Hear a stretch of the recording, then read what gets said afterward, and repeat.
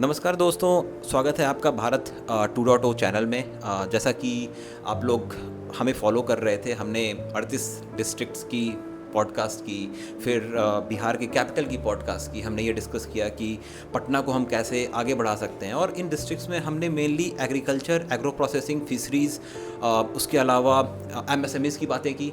लेकिन वही पटना में हमने डिस्कस की कि हम फॉरेन डायरेक्ट इन्वेस्टमेंट कैसे ला सकते हैं, हम कैसे एक्सप्रेसवेज डेवलप कर सकते हैं, रिंग रोड डेवलप कर सकते हैं। तो इन्हीं सब बातों पर चर्चा करने के लिए हमारे साथ हैं रघु जी, जो भागलपुर ज़िले के रहने वाले हैं, और ये पिछले 30-40 साल से हैदराबाद में हैं। इनकी कंस्ट्रक्शन की फर्म है, एंड ये बहुत ही एक्सपीरियंस्ड हैं in innovation, in modern way of construction और बिज़नेस से रिलेटेड। तो हम इनके साथ मिलने के लिए आए हुए हैं कोमपल्ली एरिया में, और रघु जी से हम कुछ डिस्कस करना चाहेंगे भागलपुर, मुंगेर, इन दो ज़िलों के डेवलपमेंट के बारे में, क्योंकि इन्होंने बहुत समय बिताया इस इंडस्ट्री में, तो इनकी इंसाइट्स बहुत हेल्पफुल होंगी। रघु जी। नमस्कार आदित्य जी, थैंक यू।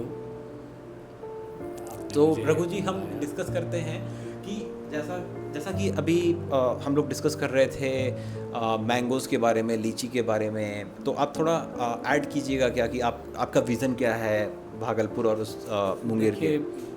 भागलपुर एक ऐसा शहर है जहाँ की आम बहुत फेमस है। आम और लीची दोनों से बहुत फेमस जगह है भागलपुर टाउन, और जिसका प्रोडक्शन साल में बहुत अच्छा होता है वहाँ। बिल्कुल सही बात। ठीक है, लेकिन वहाँ पे मेन क्या है, आपको इंडस्ट्री में प्रॉब्लम कहाँ आ रहा है किसान को, क्या वो अपना प्रोडक्ट बेचे तो कहाँ। बिल्कुल बिल्कुल।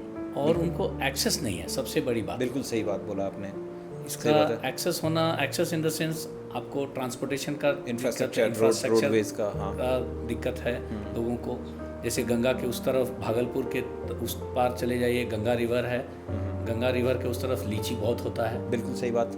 अपना परबत्ता और नौगछिया, इन सब का पूरा बेल्ट, खगड़िया बेल्ट पूरा खगड़िया लीची के लिए फेमस है। यस यस, लीची के लिए फेमस है। और भागलपुर तो आम के लिए फेमस है। बिल्कुल। आम दुधिया मालदा आम, दुधिया मालदह आम है वहाँ का सबसे अच्छा फेमस आम होता है, और जिसके लिए कि किसानों को अच्छा रेट नहीं मिल पाता। बिल्कुल सही बात। नहीं रेट मिलने का कारण ये है, किसान को infrastructure is the basic infrastructure, क्योंकि अगर वो मान लेते हैं कि आम प्रोड्यूस भी होता है, तो किसान तो बेचारे हमारे अभी भी उनको एक्सपोजर नहीं है, राइट।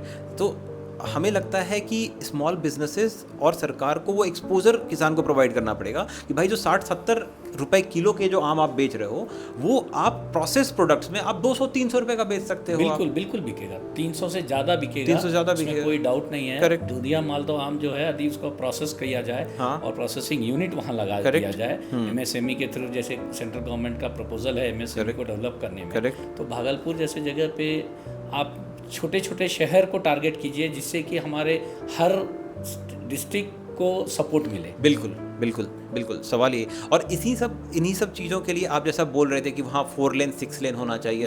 यस बिल्कुल। आज हम पिछले 40 साल से हैदराबाद में रहते हैं, और जब एक समय था जब सिंगल रोड था हैदराबाद तो भागलपुर में खुद बाय रोड जाता, ट्रैवल करता हूँ, रेगुलरली ट्रैवल करता हूँ, साल में 2 बार तो मिनिमम होता है मेरा जर्नी।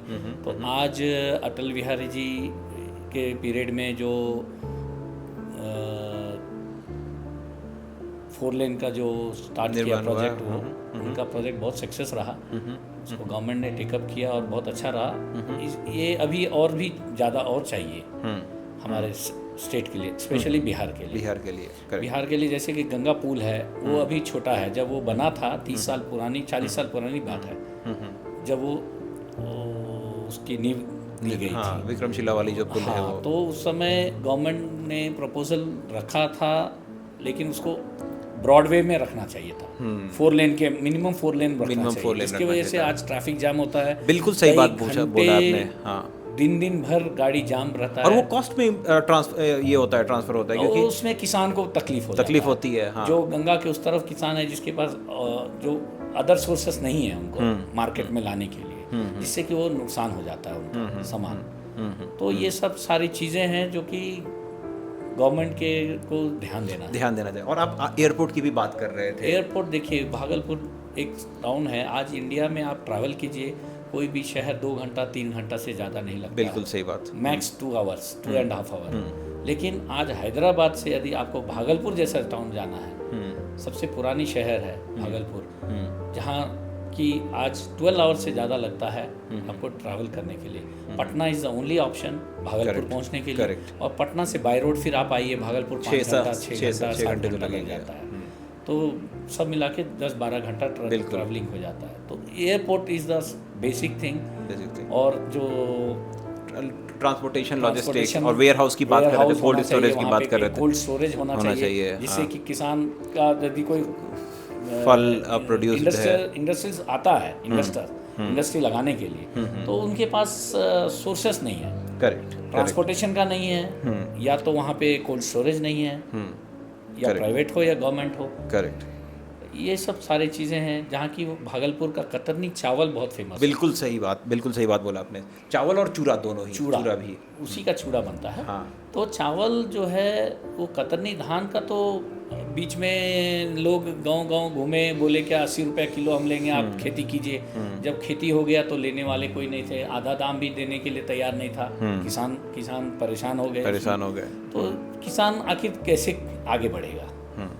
और एक चीज़ और रघु जी जिस पे हम लोग डिस्कस करना चाहेंगे कि हर साल जो बाढ़ की समस्या होती है उसका एक निदान परमानेंट होना चाहिए कि नहीं होना चाहिए, क्योंकि किसान का फसल भी जाता है, सरकार का पैसा भी जाता है, और जो 3-4 महीने का जो पीरियड होता है उसमें कोई काम नहीं होता है। किसान बेचारा घर पे रहता है, सरकार कोई काम कर नहीं सकती क्योंकि सब चीज़ डूबा हुआ रहता है, और उसमें करप्शन भी इन्वॉल्व होता है। बिल्कुल। इसके ऊपर मैं आपको बताता हूँ, ये जो रेनी सीजन आता है और गंगा का जो किनारे जितने जून जुलाई के बाद का, हाँ, जो कि बहुत परेशान हो जाते हैं वहाँ के लोग, तो उस पानी को डाइवर्ट करना चाहिए, या तो कुछ डैम बनाया जाए, रिजर्वायर बनाया जाए बड़ा से बड़ा, जिसमें कि हम कुछ बिजली का प्रोडक्शन कर सकते हैं। बिल्कुल, हाइड्रो इलेक्ट्रिसिटी करें। हाँ, हाइड्रो वो कर सकते हैं, जिसमें कि स्टेट को फ़ायदा होगा। उसमें फिशरीज रख सकते हैं, टूरिज्म रख सकते हैं। आप उसमें टूरिज्म भी में कन्वर्ट कर सकते हैं। बिल्कुल, वाटर वो करके स्टोरेज करके। बिल्कुल। और टूरिज्म डेवलप होगा तो ऑब्वियसली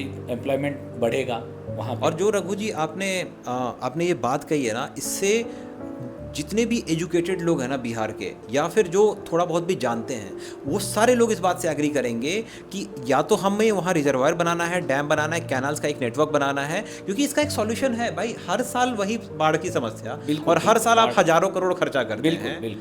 और 1947 से लेकर के अभी 78 साल हो गया है, 2025 में आप कम से कम 78,000 करोड़ तो खर्चा कर ही चुके हैं। ज़्यादा, उससे ज़्यादा ही खर्चा कर चुके हैं। तो भाई आप 10,000-20,000 करोड़ खर्चा करके आप एक कैनाल्स का नेटवर्क, रिजर्वायर, डैम्स बना दो आप। बिल्कुल। और उसके बेनिफिट्स आपको 30-40 साल तक मिलते हैं। टूरिज्म में भी कन्वर्ट कर सकते हैं। डैम बना के आप टूरिज्म में कन्वर्ट होने से क्या है, वहाँ पे एम्प्लॉयमेंट बढ़ेगा। बिल्कुल, हाँ, एम्प्लॉयमेंट बढ़ेगा। जो आज वहाँ के लोग बाहर जा रहे हैं, प्रवासी 10,000 रुपये मजदूर के लिए, मजदूर वगैरह, तो वो उनका संख्या कम हो जाएगा।